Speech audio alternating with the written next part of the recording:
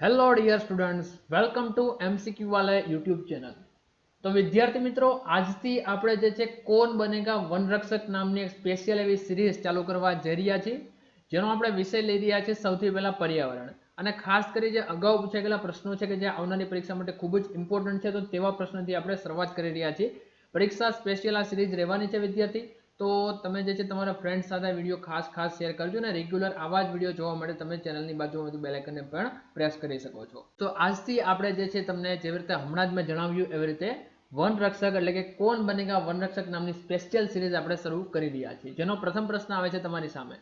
ભારતના બંધારણમાં નીચેના પૈકી કયો અનુચ્છેદ દેશના પર્યાવરણનું જતન અને સુધારણા કરવાની અને જંગલો અને વન્યજીવનના રક્ષણ કરવાની બાબતોનું છે? તમે કૌંસમાં જોઈ રહ્યા છો GAS પાછળ જે છે એડવર્ટાઇઝ નંબર પણ આપેલો છે. તો આ બધા પ્રશ્નો જે છે પૂછાઈ ગયેલા છે.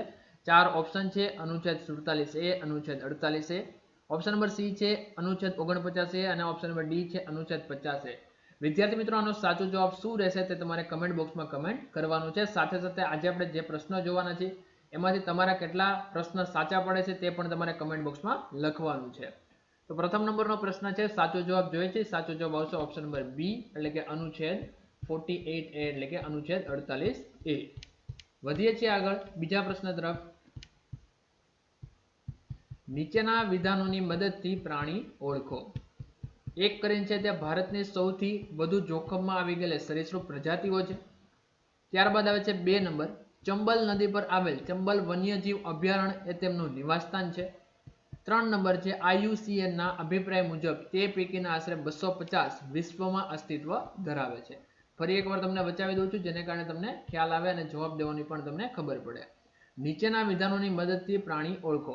3 ઓપ્શન છે, આઈ થિંક તમે જોઈ લીધા હશે અને હવે તમારે આન્સર કરવાનો સમય પણ આવી ચૂક્યો છે. ફટાફટ આન્સર કરી દેજો. જોઈએ છીએ સાચો જવાબ શું રહેશે તે પહેલા તમને ઓપ્શન પણ બતાવી દઉં.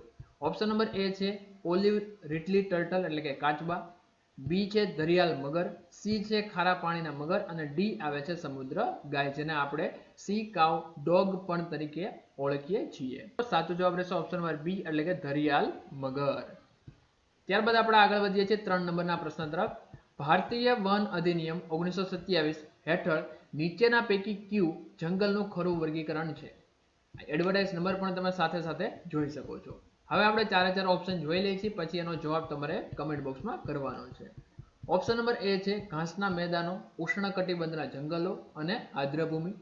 ઓપ્શન નંબર બી છે વન્યજીવન અભયારણ્ય, રાષ્ટ્રીય ઉદ્યાન, સંરક્ષિત જૈવમંડળ. ઓપ્શન નંબર સી છે ઘાસના મેદાનો, વન્યજીવન અભયારણ્ય અને રાષ્ટ્રીય ઉદ્યાન. ઓપ્શન નંબર ડી આવે છે રક્ષિત જંગલ, અનામત જંગલ અને ગ્રામ્ય જંગલ. ફરી એકવાર તમને પ્રશ્ન બતાવી દઉં છું. પ્રશ્ન થોડો મોટો છે એટલે તમને ફરી એકવાર પ્રશ્ન પણ બતાવી દઉં છું. સાચો જવાબ તમારે કરવાનો છે. સાચો જવાબ શું રહેશે તમારે કમેન્ટ બોક્સમાં કમેન્ટ કરી દીધો હશે. સાચો જવાબ રહેશે ઓપ્શન નંબર ડી એટલે કે રક્ષિત જંગલ, અનામત જંગલ અને ગ્રામ્ય જંગલ. ત્યારબાદ આવે છે 4 નંબરનો પ્રશ્ન.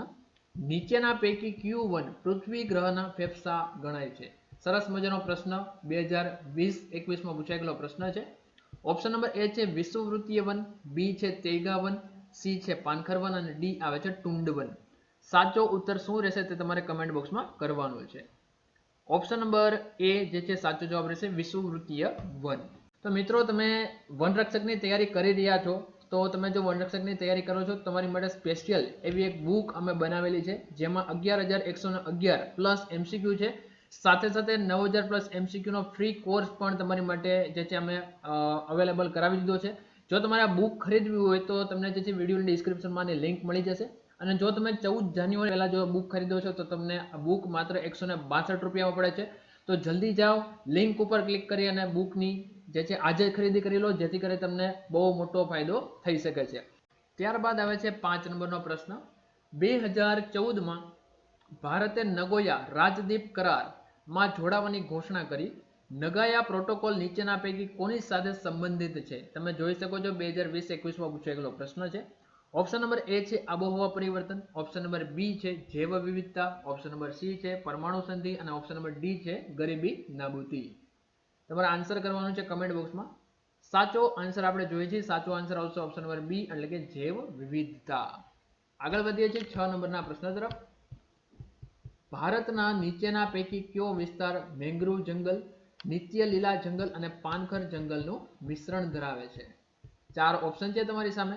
ઓપ્શન નંબર એ છે ઉત્તર તટવર્તી આંધ્રપ્રદેશ, ઓપ્શન નંબર બી છે દક્ષિણ પશ્ચિમ બંગાળ, સી છે દક્ષિણ સૌરાષ્ટ્ર અને ડી આવે છે આંદામાન અને નિકોબાર ટાપુઓ. સાચો જવાબ જોઈએ છે, સાચો જવાબ આવશે ઓપ્શન નંબર ડી એટલે કે આંદામાન અને નિકોબાર ટાપુઓ. ત્યારબાદ આવે છે 7 નંબરનો પ્રશ્ન.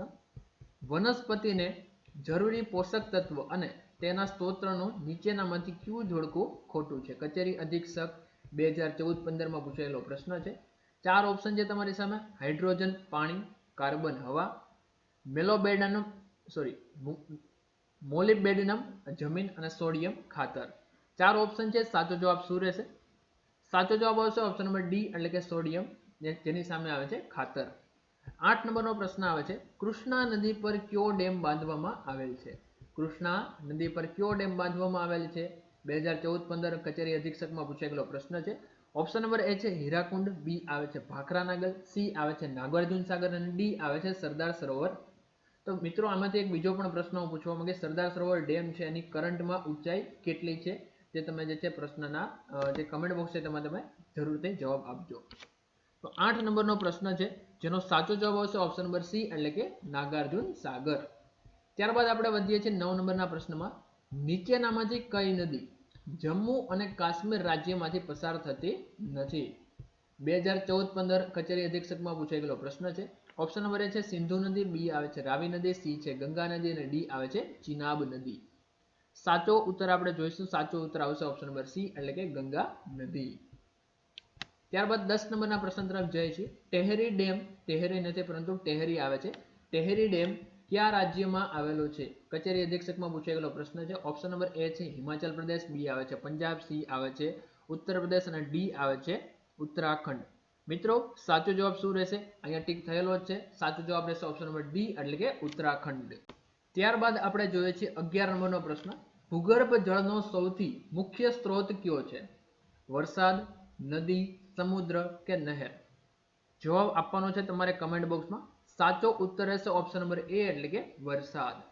ત્યારબાદ આવે છે 12 નંબરનો પ્રશ્ન. સરદાર સરોવર બંધનું શિલારોપણ કયા મહાનુભાવે કર્યું હતું? 4 ઓપ્શન તમારી પાસે આવી રહ્યા છે.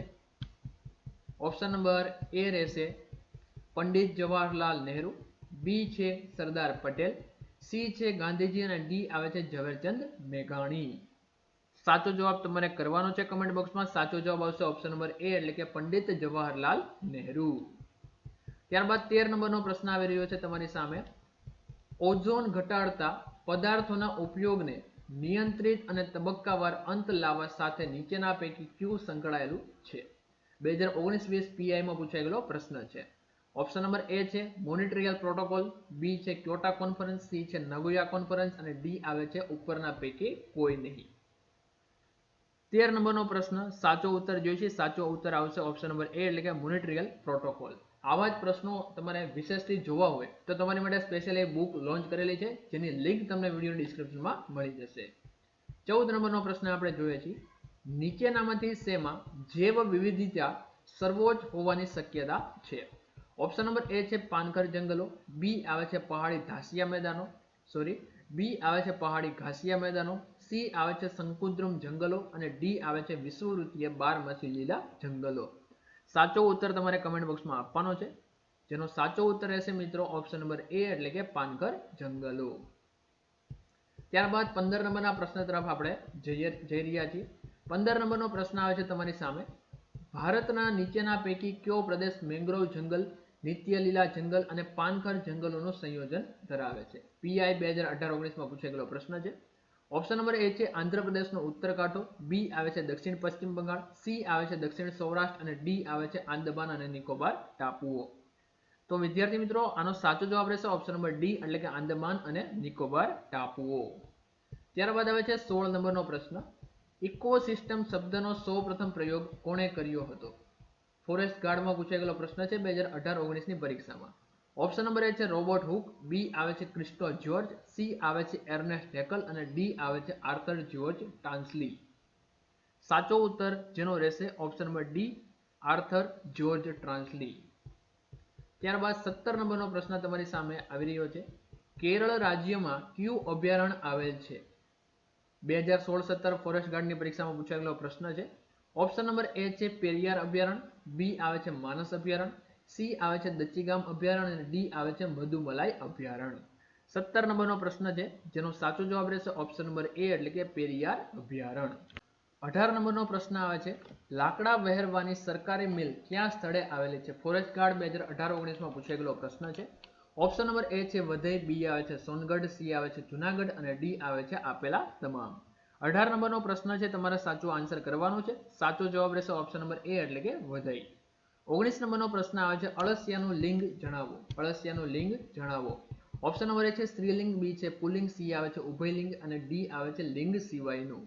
19 નંબરનો પ્રશ્ન છે, સાચો એનો જવાબ રહેશે, તમારે કમેન્ટ બોક્સમાં આન્સર કરી દેવાનો છે. સાચો જવાબ રહેશે ઓપ્શન નંબર સી એટલે કે ઉભયલિંગી. 20 નંબરનો પ્રશ્ન આવી રહ્યો છે તમારી સામે.